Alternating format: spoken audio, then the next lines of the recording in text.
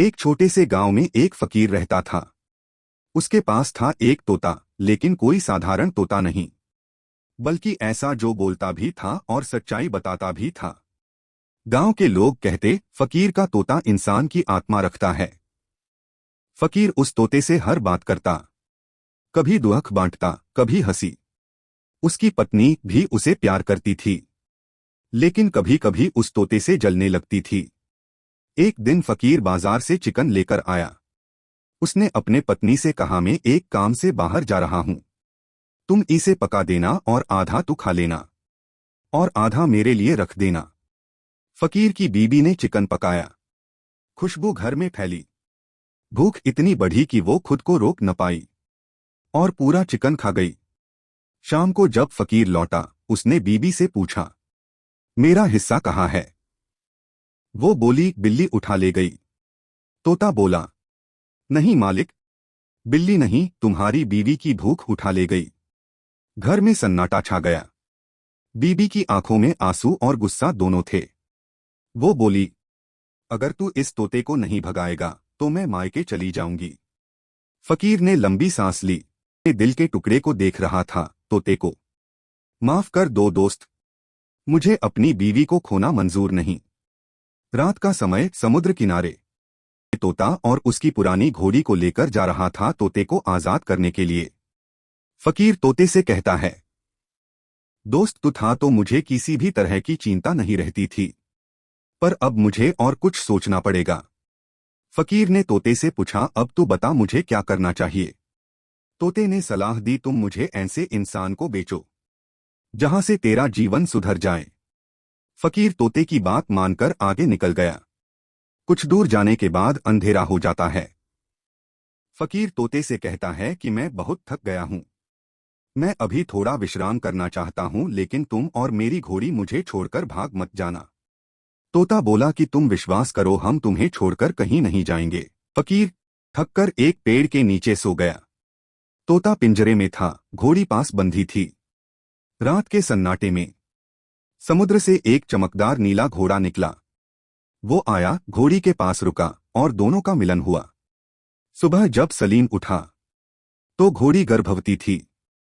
घोड़ी को देख फकीर अचंभित था, पर तोता कुछ नहीं बोला। फकीर शहर पहुंचा। लोग तोते की बातें सुनकर दंग रह गए। कोतवाल बोला, इसे राजा के पास ले चलो, ऐसा तोता कभी नहीं देखा। राजा विक्रम सिंह दरबार में तोते से बातें करने लगा। तोते की बुद्धिमत्ता और विनम्रता देखकर राजा मोहित हो गया। राजा बोला, बताओ तोते, तुम्हारी कीमत क्या है? तोते ने कहा, महाराज मेरे मालिक को खुश कर दो और इनसे आप एक वचन ले लो कि उसके घोड़ी का बच्चा जन्म के बाद आपको देना होगा। फकीर ने वचन दिया और अपना इनाम लेकर वहां से निकल गया। समय बीता। तोता दरबार की शान बन गया। रानियां उससे बातें करती, हंसती, रहस्य पूछती। एक दिन एक रानी बोली, तोते बताओ, हमारे बीच सबसे सुंदर कौन है? तोते ने सच्चाई से कहा, सभी सुंदर हैं, पर रत्नावली का चेहरा खास नहीं है। रत्नावली राजा की प्रिय रानी थी। वो यह सुनकर बेहोश हो गई। रानी को तोते पर बहुत गुस्सा आया। रानी ने वैद्य के मुंह से राजा से कहलवाया। रानी तभी ठीक होंगी जब तोते का मांस खाएंगी। अपने प्रेम को दुखी देख राजा ने आदेश दिया, तोते को पकड़ो। तोता बोला, महाराज अगर मेरे मांस से महारानी ठीक होती है तो मुझे मार डालिए, पर 5 दिन का समय दीजिए, अपनी जिंदगी जी लूं। राजा ने हामी भरी। तोता उड़ चला, आकाश में ऊंचा। समुद्र पार करते हुए उसने देखा तोतों का एक झुंड उड़ता हुआ। उसने एक तोते से पूछा, कहाँ जा रहे हो? हम उस टापू पर जा रहे हैं जहां एक राजकुमारी हमें मोती और फल खिलाती है। तोता भी साथ चला गया। टापू पहुंचा तो वहां राजकुमारी सानवी रहती थी, सुंदर, दयालु और बुद्धिमान। वहां हवा में खुशबू थी, पेड़ों पर मोती लटक रहे थे। राजकुमारी सानवी ने तोते को मोती और फल खिलाए। भरपेट खाकर सभी तोते उड़ गए। राजकुमारी ने एक तोते को मुरझा हुआ पड़ा देखा। वह बीमार था, घायल था। राजकुमारी ने उसे उठाया, पानी पिलाया, खाना खिलाया और प्यार दिया। तोता बोला, राजकुमारी, समुद्र के उस पार एक राजा है, विक्रम सिंह। वह आपके समान ही करुणामय है। आप दोनों का मिलन इस धरती का संतुलन होगा। सानवी ने तोते की बात पिता से कही।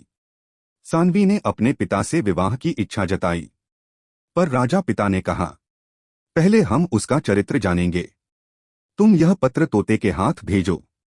तोता फिर उड़ गया और राजा विक्रम सिंह के पास पहुंचा और बोला, महाराज, आप मुझे मार सकते हो, पर यह पत्र पढ़ो।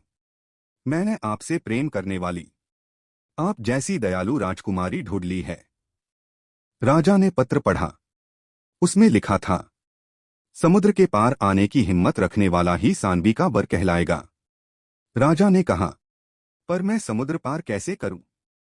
तोता बोला, फकीर के पास जो घोड़ी का बच्चा है वही तुम्हें पार करा सकता है। राजा ने फकीर से वह बच्चा घोड़ा मंगाया। फकीर अब अमीर हो चुका था, पर उसे उस घोड़े की हकीकत पता नहीं थी। उसने राजा को घोड़ा दे दिया। राजा ने सोने का महादान दिया। घोड़े पर सवार हुआ और जैसे ही समुद्र में गया, घोड़ा पानी पर चलने लगा। लहरें झुक गईं और रास्ता खुल गया। राजा सानवी के टापू पहुंचा। दोनों की आंखें मिलीं और दिल एक हो गया। टापू पर विवाह हुआ। आकाश से फूल बरसे। समुद्र की लहरों ने संगीत बजाया। वापसी में राजा, रानी और तोता समुद्र मार्ग से लौट रहे थे। बीच में एक टापू मिला। राजा ने कहा, थोड़ा विश्राम कर लेते हैं। तोता बोला, नहीं महाराज, यह जगह अशुभ है। पर राजा ने बात नहीं मानी और सो गए। रात में एक दुष्ट सेनापति आया। रानी और घोड़े को चुरा ले गया। तोता सब देखता रहा, पर चुप रहा, क्योंकि डर था कि राजा भी मारा जाएगा। सुबह राजा ने जब देखा तो सब गायब था। वह टूटा, पछताया। तोता बोला, महाराज, हार मत मानिए। इस पेड़ की लकड़ी की नाव बनाइए। भगवान आपको मार्ग दिखाएंगे। राजा ने वैसा ही किया। समुद्र की लहरों ने राजा को किनारे पहुंचा दिया। तोता भी साथ पहुंचा। राजा ने तोते से सलाह ली। तोता बोला, महाराज, आप यहीं पर ठहरिए, मैं रानी को ढूंढता हूं। तोता उड़कर रानी को ढूंढने गया। रानी कैद थी, पर उसने तोते को देखकर कहा, मेरे राजा को कहो कि नौकर बनकर आ जाए। तोता रानी की बात राजा को बताता है। राजा वैसा ही करता है। वह सेनापति के महल में नौकर बनकर पहुंचता है। एक रात मौका देखकर राजा अपनी रानी और घोड़े को लेकर भाग निकलता है। राजा अपने राज्य लौटता है। जनता खुशी से झूम उठती है। राजा तोते को राज सलाहकार बना देता है। वर्षों बाद वही तोता एक दिन बोला, महाराज, अब मेरा वचन पूरा हुआ। मैंने फकीर की किस्मत भी बदली, आपको प्रेम भी दिलाया और सत्य का साथ भी निभाया। राजा बोला, तोते, तुम सिर्फ पक्षी नहीं, भाग्य के रक्षक हो। तोता मुस्कुराया, आकाश में उड़ गया। और कहते हैं, आज भी जब कोई सच्चा इंसान झूठ से लड़ता है तो आकाश से एक तोते की आवाज आती है। सच्चाई कभी मरती नहीं।